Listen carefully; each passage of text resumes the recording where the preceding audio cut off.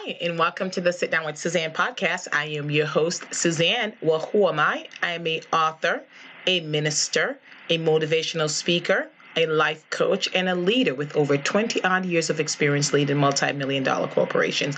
And I am here for your listening pleasure.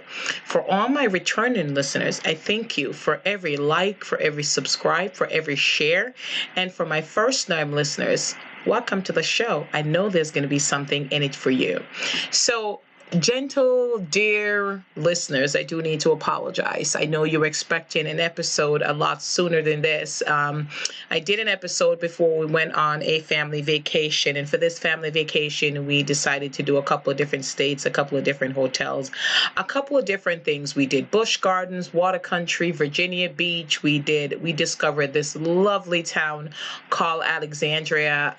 We also went to the National Harbor. So we did quite a bit of exploring. Loved it, but was very exhausted. Came back, went right back to work, and I was just mentally and physically exhausted. I had these episodes that I was slated to record, and, I wrote, had an order like this episode, that episode, and that episode. But by the time I get home every night, it was just, did family thing. It was very, very tough. I wasn't in the right space to record it because I would not be authentically me. And you know how I feel about being authentic. So, but here I am today recording this episode. And I think it's so, funny that the episode that I'm going to be discussing tonight was something that I had kind of planned on before, and then everything worked out. So I'm talking about mental health, and it's simple. Is mental health new? And it's not new. But the sad thing is, people are just now talking about mental health more and more, and there's still a stigma attached. There's still a stigma that surrounds mental health. And if you've been watching the news, and one of the things, when I set up my podcast, they ask you, like, if your podcast is something that years from now, if people listen to it, it will like identify, or your podcast deals with current event. But I think the things that I talk about are going to be around for a long time. So most recently, it was Meghan Markle, then it was Naomi, Osaka, and then most recently Simone Biles, three phenomenal women. And they talked about mental health and just the attack and the abuse that they have suffered through, since then. And I do believe these women are going to be around for a long time because they're going to be very known for a long time, for what they do. They're at the top of their game. They're compassionate. They're leaders. They're mentors, and they're showing others that it's okay to prioritize your mental health. It's okay to take a step back and says, no, this is not right for me. Meghan was attacked because she was attacked for feeling a way about being attacked. So here she is being attacked by the media simply because she's Black, and all these things, they're coming at her, and she wanted to take care of her mental health, and she was attacked for that. So she was, wow. Naomi, same thing. It's just, I look at these reporters sometimes, like the questions that they ask them, and I'm thinking to myself, are you even a human being? Like, how can you ask somebody this question? Simone Biles, same thing. So I certainly applaud these women. I certainly give them credit and kudos for standing up and showing others that are feeling burnt out that it's okay to pause, to stop and take a moment and to take care of yourself. And although they're still getting attacked, that, they're giving hope to so many, they're giving hope to millions, I might say. And, it's important to point out here that these are three phenomenal Black women that are being attacked. So here's the deal. Mental health is not new, but mental health is something that has been more focused and more prominent in the news lately. And I think a lot of organizations are recognizing how important mental health is. Now, I did an episode before talking about mental health in you, and I did get a lot of response and feedback in regards to that. But I think there's still some organization that has quite a bit of ways to go. I've certainly experienced it in my lifetime at different places where, even talking about needing a day to, I mean, talk about, they don't even want you to take a physical day to take care of your physical health, much less to take a day to take care of your mental health. And, one of the things I find funny is that I see a lot of people posting on LinkedIn and a lot of influencers and leaders, and, they'll have this story about, how somebody prioritized their mental health and somebody called in and they're like, no, take the day. Or somebody said, I'm getting my work done. And then they get a lot of likes. But in reality, they are not living up to what they're saying. They're saying it. We live in a socially driven culture where people do a lot of things for likes, and it's not actually a representation of who they are. So they'll say one thing, but they'll do another. But are there organizations out there that are truly focused on somebody's mental health? Are there organizations out there that, honestly, some folks are not even going to feel comfortable coming to you to say, take a mental health day. So how about making it mandatory that every year your employees get a mental health day and they have to take it? Just say, hey, take it. You don't need to tell us what it's about. Just take that day, and it is your mental health day. I'm not talking their sick time. I am not talking their vacation or their personal days or whatever. A mental health day. Because I will tell you, when an associate, when an employee is in a good place mentally, there is nothing they cannot do. So think of how efficient your team is. Think of how your team is performing. And imagine how much better they could perform if you prioritize their mental health. And yes, it is not your responsibility. That's what you're going to say, right? But here, they should be prioritizing their own mental health. But you know what? We have been so indoctrinated into thinking that we need to work hard every single day, long days, 12, 14-hour days, 16-hour days, to show that we're a team player. And that is not okay. Don't be impressed with the person who comes in early every day, leaves late, and comes in on weekend. Be impressed with the person who comes in, does their job, maybe leave early to go watch their kids' soccer game or their kids' recital. And God help me, I've been to a few recitals, so believe me, that is a mental health day in itself, because whoo, if you're honest, sometimes even your kids, sometimes you definitely need some earplugs for those musical prodigies. But anyway, I digress. So don't be impressed by that. And organizations have to do a better job in ensuring that, employees are taking care of their mental health. If you look at the data, if you look at the data, I know I said data, but data, however you call it, if you just look at the statistics around how many people are suffering from, mental health issues and challenges, is this new? No, but now it's more known. And I think that's the thing. And people are realizing that, wow, people's mental health are truly important here. Maybe it has to do with the fact that people don't really know what mental health is, because sometimes you'll say mental health to somebody and they'll look at you blankly, they'll have a blank stare. But mental health has to deal with our emotional, our psychological, and our social well being. It really affects the way we think, the way we feel, the way we act, the way we relate to certain things, the way we relate to stress, the way we relate to others, the choices that we make. Every single stage of our life, mental health is important. Think about, kids. I think about the pandemic and what these kids are going through. And I look at suicide rates of these little kids because nobody thought that it was important. And I shouldn't say nobody thought it was important to talk to them. I won't say that because that is a broad generalization.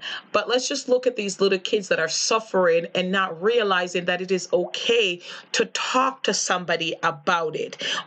Over the course of our lives, there are so many moments in our lives that we need to talk to somebody about something. And we suffer in silence because we don't know that we can answer, like we can get answer to these things, or we don't even know that it is okay. There's biological factors that affect us. There are trauma. There are things that happens in our lives at a young age, as a teen, in our 20s, that impacts our mental health. There are family history. There are just so many things that impacts our mental health. And last year I remember going through the pandemic, and there was this phase that I just could not sleep at night. I was thinking about so much, and I was up, and then I was watching TV, and then I turned it off, but I was up till 3, 4, 5 in the morning. Just my mind was going a mile a minute, and just not being able to shut down and go to sleep. And I've spoken to a few people that struggle with their mental health, a few people that are having a hard time, that are feeling anxious and are just cannot shut their brain off. They can't sleep, or they're feeling depressed and they're sleeping a lot, and nothing is giving them joy anymore, and they have no energy and nothing matters. They feel helpless and hopeless. And if you look at what's going on in the news right now, you may be wondering, well, everybody's feeling that, but not everybody reacts the same way. And yes, a lot of people are having the same reality, but two people can experience the same thing and have different results. I was talking to my husband the other day about two kids growing up with an alcoholic parent, and how one kid could grow up and become an alcoholic, and one kid could grow up and not touch the alcohol, and it happens. So the social issues that are happening right now, all the issues that are happening in the world right now, COVID-19, the vaccine, this new Delta variants, and all of that, racial injustice, it affects everybody differently. It affects different races, different gender, different culture, and I will tell you this, Black folks are mentally exhausted. Black women are mentally exhausted. And here's why. Not only do we have to go through this, right? We are suffering from generational traumas, things that happened way back that we haven't gotten an apology for, things that we are told to just let it go and move on when it wasn't acknowledged and nothing was apologized for, right? So all this generational trauma jumped to today, where it seems like nothing has changed. Black folks are still getting brutalized, and they're still getting lynched, and all these things are still happening. So the generational trauma has not healed, and yet still we are going through the same thing. And I'm thinking, when is this the end? So it's no wonder Black folks are exhausted, emotionally exhausted, psychologically exhausted, physically exhausted, mentally exhausted. And it's so crucial, and it's important that you talk to somebody. And where I am from in the island, I know that there's a stigma around mental health. And, I haven't been back to the island to live there in a very long time, but get and seek professional help if you have to. Talk to somebody trustworthy. You should not be bearing this on your own. And, I ensure that I have these conversations with my kids, because, what's going on in the news? It is heavy, even for me. So can you imagine a 7-year-old, an 8-year-old, a 5-year-old, a 3-year-old, all these, because they're seeing it, and how do you protect them from it? You have to have these conversations. You're talking about George Floyd with them. You're talking about all these things that is happening. I mean, they see it. They see it. They're watching the Olympics. They're looking at the Olympics to see Simone Biles perform. They're seeing others perform. But instead, what do they see? They see this young lady who's protecting her mental health being attacked by grown adults who should know better. So this is what I'm telling you. Let's start having conversation about mental health. Let's recognize the signs if you are struggling, just being okay. I personally just like to take moments and just have peace and calm and just recognizing when is enough is enough and learn when to say stop. A lot of times I don't know when to just pull back and say, okay. And it's something that I think is constantly evolving for me, because I will have moments where I'm like, yeah, nope, nope, nope, I'm saying no. But then I create these lists and these plans and I'm doing so much. And then I just get to the point that I'm exhausted. And, even this week, it was a tough week for me in terms, there was just so much going on at work, so much I had to deal with. And I worked very, very long hours. And then, I came home and dinner and, things your wife, mother, all of these things, minister, all of these things that you're doing. And I was just like, I'm exhausted. And I have to recognize that within myself. And like, I have to figure out when it's time to stop, because I like being busy. I like doing things. I like feeling productive. But one of the things, I learned, and I've did a podcast about this before, being productive versus being busy. And I don't want to spend my whole day being busy and not being productive. So I am prioritizing my mental health. So I want to say thank you to Meghan Markle. I want to say thank you to Simone Biles. I want to say thank you to Naomi, Osaka, for giving hope to millions of people, to say, if these famous people can admit to having challenges mentally, if these famous people can admit to being exhausted mentally, I can do the same thing. And I don't have to feel ashamed. And yes, people will attack you and they won't understand you. But at the end of the day, it doesn't matter what they think. You have to be okay. So, my goal for you guys during every episode, my goal and my hope is that you are inspired, that you are empowered, and that you are motivated. So I hope that you're inspired to prioritize your mental health. I hope that you're empowered to know that it is within your hands to prioritize your mental health. And I hope that you are motivated to do what you need to do to prioritize your mental health, because you know what? No one else is going to do it for you. No one else can do it for you. So, my Black sisters, my Black brothers, and every person out there that is struggling right now, that is having a difficult time, I see you, I hear you, I am praying for you more than anything, that you get the relief that you need, that you get the help that you need. Call somebody. I found out that there is a lot of different resources in different neighborhoods, different communities, and there's a lot online. There's a lot on Zoom and things like that. And to know that there is paid services and free services and things like that. There's no shame in your game. Do what you have to do to take care of you, because nobody else is going to take care of you. So I hope this helps. I really and truly do, because it's so important for me that people are well. I like to see people doing well. Okay?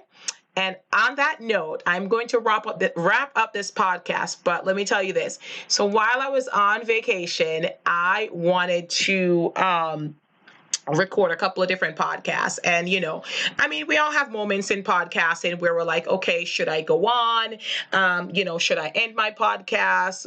Who wants to hear from me? Things like that. And then you'll get an episode, you'll get a comment or a feedback from somebody that said an episode helped them.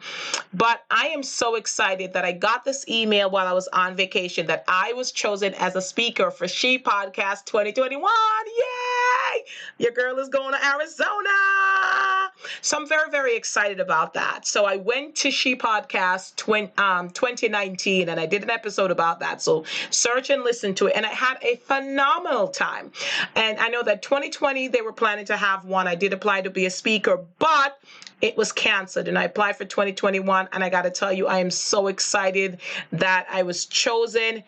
And the topic that was chosen was the topic that I was going to do in 2020. So that means that it is predestined. So I'm very excited about that. I just have so many ideas that I'm putting together, and I'm just looking forward to being in a room with fantastic, phenomenal females learning and certainly imparting some knowledge. So if you are a podcaster or you're interested in being a podcaster, check out She Podcast online, because they're having a conference in Arizona this upcoming October, and your girl, Positively Suzanne, will be there. So I'm looking forward to meeting so many new people.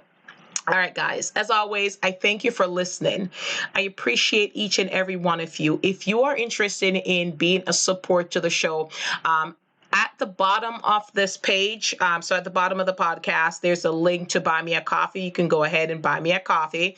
I'm hoping to do more things in the future. The podcast is available at so many different platforms. It's available on Apple. It's available on Amazon Music, Google, Spotify, iHeart, Pandora, and a plethora more. So make sure you pop over. Make sure you follow the prompts that they ask, that you subscribe, that you like, that you share, that you follow, that you click the little button that tells you just hit this so you'll be notified when there are new episodes. And as always, I appreciate your time. And this is your girl, Suzanne, signing off.